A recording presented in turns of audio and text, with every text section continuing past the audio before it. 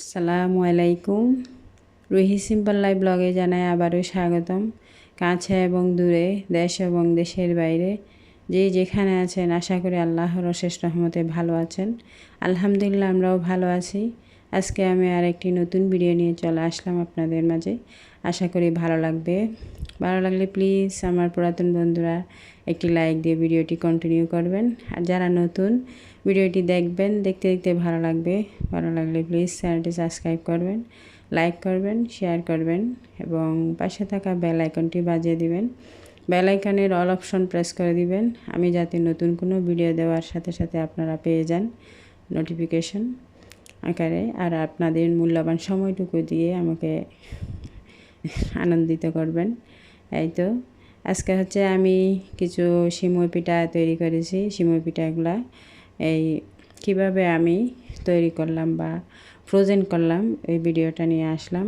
সিমই পিঠা রান্নার প্রসেসিংটা করে নেই, সবসময় তো রান্নারটাও দেখাই। এখানে দুপুরের রান্নার জন্য হচ্ছে শাক নিয়ে নিছি, পুঁই শাক, তারপর আর একটা মুরগি। এইভাবে এখন শাকটা আমি কেটে বেছে নিব। এই তো পুঁই শাক আসলে পুষ্টিগুণে অনেক ভালো। পুঁই শাক কিন্তু একটু খেলে ব্যথা লাগে, তাই একটু আদা ইউজ করলে হয়ে যায়, ভালো লাগে পুঁই শাক। আর পুঁইয়ের বীজগুলো তো আরও বেশি ভালো লাগে। এই তো মুরগিটা এখন কেটে বেছে তারপর নিয়ে নিচ্ছি, একটু ম্যারিনেট করে নিচ্ছি। এই তো আসলে আজকে একদম ভিডিও দিতে ইচ্ছা করতেছে না। এই জ্বর সেরে ওঠার পরে দুর্বলতা লাগতেছে, তারপর এই যে মুখে খাবারের কোনো রুচি নেই, ভালো লাগতেছে না। এখানে কিছু মাছ আমি ফ্রোজেন করার জন্য নিয়ে নিছি। মাছগুলা বেশি হয়েছিল, তাই ফ্রোজেন করে রেখে দিচ্ছি। যখন ভালো লাগবে না বা এই কাটা বাছা ইচ্ছে করতেছে না, তখন বের করে খাওয়া যাবে আর কি। এই বড় বড় দুইটি মাছ নিয়ে আসছে। এই দুইটি মাছগুলো আমি চিনতেছি না। আপনারা কেউ যদি চিনে থাকেন তাহলে আমাকে জানাবেন। অনেক বড় মাছগুলো, আমি আসলে হাত দিয়ে নিতেও পারতেছি না, এত বড় মাছ। মাছের কোনো ভিডিও তেমন আমি রাখি নাই, শুধু এই মাছটা শেয়ার করলাম আর কি। এই যে এখন সিমই পিঠা তৈরির জন্য আমি আজকে হচ্ছে এই পিঠার ডোটা তৈরি করে নিয়েছি। ডোটা এখন মথে নিব। ডোটা বেশ গরম, তাই আমি একটি গ্লাসের সাহায্যে ডোটা তৈরি করে নিব, মথে নিব। ডোটা তৈরি করতে আমি একটা কাজ করতে ভুলেই গিয়েছি। কাজটা হচ্ছে আমি লবণটা দিই নাই, এখন লবণটা দিয়ে দিতে হবে। এভাবে আসলে আমি কাজ করতে গেলে একটা না একটা আমার মিস হয়ে যায়, এই বাদ পড়ে যায় আর কি, ভুলে যাই। কেন এরকম কার কার হয় আমাকে কমেন্টস করে জানাতে পারেন। এটা একটা আসলে ভুলে যাওয়াটা একটা রোগ আমি মনে করি।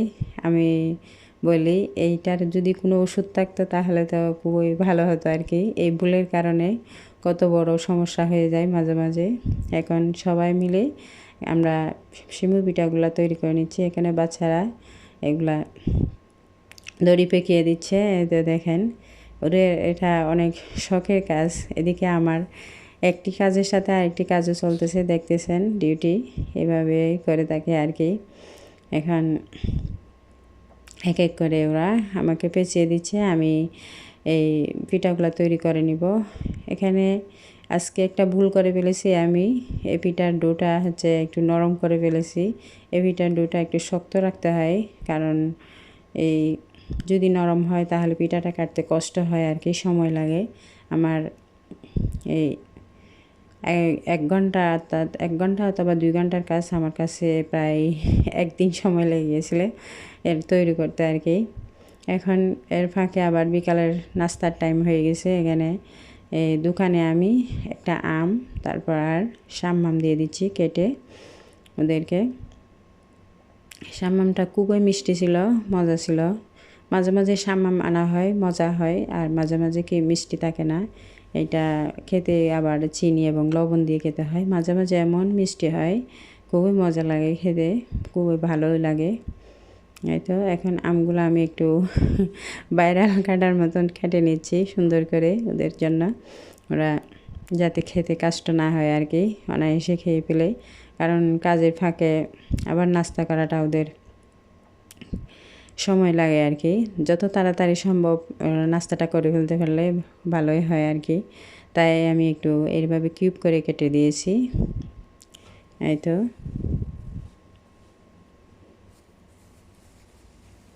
আমার কথার মাঝে যদি কোনো ভুল ত্রুটি হয়ে থাকে প্লিজ আমাকে ক্ষমার দৃষ্টিতে দেখবেন, এটা হচ্ছে আমার অনুরোধ। বারবারই বলে থাকি, জানি না আমার নিজের অজান্তে কাকে আমি কষ্ট দিয়ে থাকি। এই তো এখন আমটা কেটে নিয়ে যাই। আসলে এইভাবে আম কাটলে কিন্তু খুবই ভালোই লাগে, কারণ ছোটো ছোটো হয়ে যায়, খেতেও ভালো হয় এই আর কি। এখন শামামটা কেটে নিব। শামামটা খুবই মিষ্টি ছিল। এখানে আসলে মারুতি থাকলে এই শামামকে মজা পাওয়া যায়, কারণ এই বাংলাদেশের শামামগুলো কেমন জানি এরকম স্বাদ পাওয়া যায় না, আর এখানে অ্যাভেলেবেল হয়নি তাই আর কি। এখানে তো অ্যাভেলেবেল, তাই আর অ্যাভেলেবেলের মধ্যেও তারপরে মাঝে মাঝে কি এই মিষ্টিটা কম থাকে আর কি, এরকমই হয়। অনেকেই আমার পরিবারে এসেছেন, আমিও আপনাদের অনেকের পরিবারে গিয়েছি। প্লিজ সবাই আমাকে একটু সাপোর্ট করবেন, আমাকে নয় সবাইকে সাপোর্ট করবেন। আমি ভুল বলতেছি। এভাবে যদি সবাইকে সাপোর্ট না করি তাহলে কি সামনের পথটা আমাদের চলা কঠিন হয়ে যাবে। আর যদি সাপোর্ট করি সবার পথটা সহজ হবে আর কি, এটা একটা হচ্ছে কথা। আর অনেকে কী করে আমাকে এই সাপ না করে বলে কি আমি সাপ করেছি, কিন্তু আমি তো বুঝি মেসেজটা আসে সাথে সাথে আর কি। এই যদি সাপ করা হয়, তাই অনেকে কি সাপ না করে বলে কি আমি সাপ করেছি, তাও কিছু মনে করি না। আমি 24 ঘন্টা পরে ওদের পরিবারে ঠিকই চলে যায়। যাক, যার যেরকম ভালো লাগে আর কি ওটা মনে করে আর কি। আমাকে যদি আগে সাফ করে ফেলে, আমি যদি না যাই, এটা ভয় লাগে আর কি। তা আমি কি করি, আমার সময় মতো আমি চলে যাই। আজকে ভিডিও দিতেও ইচ্ছা করতেছে না, একদম ছোট্ট একটা ভিডিও দিলাম, কারণ ভিডিও করতে ভালো লাগতেছে না, অসুস্থ তাই আর কি। আসলে শরীরের সুস্থতা থাকলে কাজ বলেন, ভিডিও বলেন, যে বাচ্চাদের বিরক্তি বলেন, সব কিছু ভালো লাগে। আর যদি শরীর ভালো না লাগে তাহলে কিচ্ছু ভালো লাগে না। এটা আমার ক্ষেত্রে নয়, সবারই ক্ষেত্রে আল্লাহর দেয়া নিয়ামত হচ্ছে সুস্থতা। এটা আমাদের অনেক একটা নিয়ামত সুস্থতা। অসুস্থ হলে বোঝা যায় কত যে কষ্ট, আর একজন গৃহিণীর খুবই কষ্ট। সুস্থ থাকি বা অসুস্থ থাকি, আমাদের ডিউটি চাকরি এর চেয়েও বেশি কি জটিল চলাই যেতে হয় আর কি। চাকরি হলে তো এখান থেকে ছুটি নেওয়া যায় অসুস্থ হলে, কিন্তু এই এমন একটা চাকরি আসলে ছুটি নেওয়া যায় না। এই তো এখন আমি টিফিন করে ওদেরকে দিয়ে দিচ্ছি, দুইজন ওরা। কারণ এভাবে যদি না দিই তাহলে ওদের খেতে দেরি হয়ে যাবে। আমি দুজনের জন্য বক্স করে চামচ করে দিয়ে দিচ্ছি। এই তো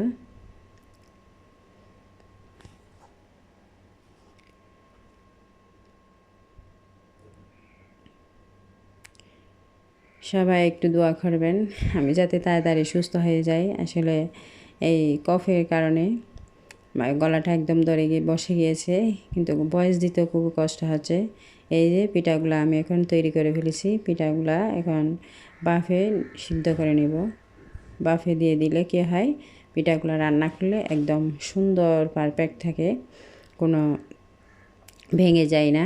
যদি বাফে দেওয়া না হয় তাহলে কি পিঠাগুলা কষ্ট করে তৈরি করে এগুলা ভেঙে যায়।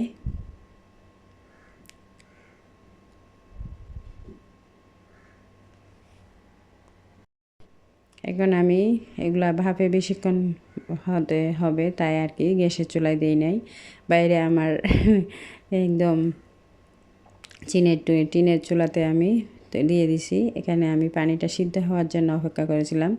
পানি সিদ্ধ হওয়ার পর আমি এইভাবে ভাপে দিয়ে দিচ্ছি। আসলে খুবই কষ্ট হলেও তারপরও কি পিঠাগুলা তৈরি করি ওই জন্য, যখন ছেলেরা বড় হবে তখন ওরা এই পিঠাগুলোর সাথে পরিচিত হবে না, বলবে কেউ কই কোনো দিন তো আম্মু খাওয়াই নাই, এরকম বলবে সবাইকে, তখন নিজেকে খুবই খারাপ লাগবে। তাই চেষ্টা করি সব কিছু তৈরি করে বাচ্চাদেরকে দেওয়ার জন্য, কারণ বড় হলে তো বাচ্চারা তেমন আর পিঠা খায়ও না। এখানে তো বেশি স্যান্ডউইচ, বার্গার, তারপর এগুলা এই কেপসি এগুলো বেশি খাওয়া হয় বাইরে বাইরে এই জাতীয় খাবার রুটি জাতীয় খাবার বেশি আর কি। তারপর চিকেন ফ্রাই, তারপরে এই মাটন ফ্রাই এগুলো আর কি রুটি দিয়ে। এই যে এখন আমি বাফে সিদ্ধ হওয়ার পর আমি ঢাকনাটা নিয়ে নিচ্ছি। ঢাকনা নিয়ে এভাবে প্রায় আমি 1 ঘন্টা পর্যন্ত বাফে আবার রাখলাম, কারণ এটা হয় না এইভাবে। আবার 1 ঘন্টা ঢাকনা নিয়ে রাখলে তারপরে এগুলা সুন্দর করে বাফে হয়ে সুইচের মতো হয়ে যায় পিঠাগুলা, সরু সরু হয়ে। এখন আমি পিঠাগুলা ধুয়ে নিচ্ছি।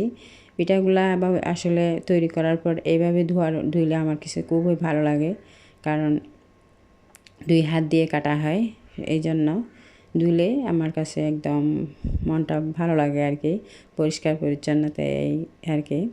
এখন আমি ফ্রোজেন করার জন্য নিয়ে নিচ্ছি। সকলে সুন্দর ভবিষ্যৎ ও সুস্বাস্থ্য কামনা করে আজকের মতো আমি এখানে বিদায় নিচ্ছি। আসসালামু আলাইকুম।